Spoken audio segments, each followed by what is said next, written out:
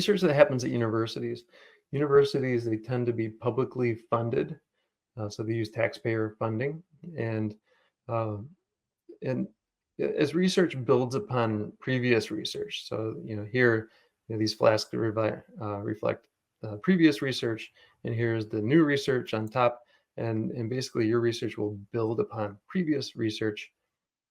And in some research fields, it's virtually impossible to not infringe on copyright protections in the course of you conducting the new research.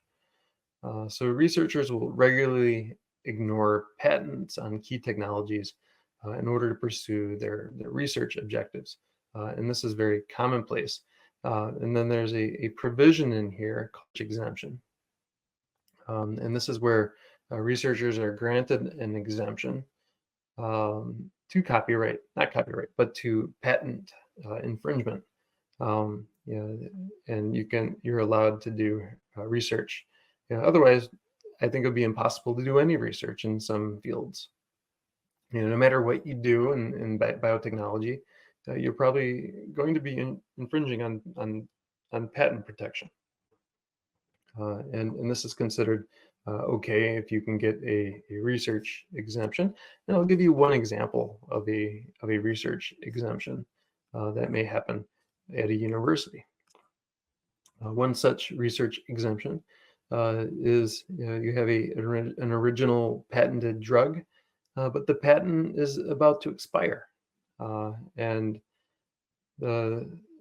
basically the research institutes or other even competing pharmaceutical companies can get a research exemption preparing for the day when the patent expires on the original drug. And the result will be a much cheaper generic equivalent of the original drug. And this can be a cheaper equivalent. And basically, they want to test to see if this equivalent is as good as the original patented drug through the clinical drug trials, which some drugs it can take more than a decade to go from their discovery to becoming a pharmaceutical drug that can be used in the human population. So this can be a much cheaper equivalent because the companies that developed the generic equivalent did not have to incur the research and development costs of the original patented drug, which can be tens of millions of dollars of research and development costs to develop that original drug.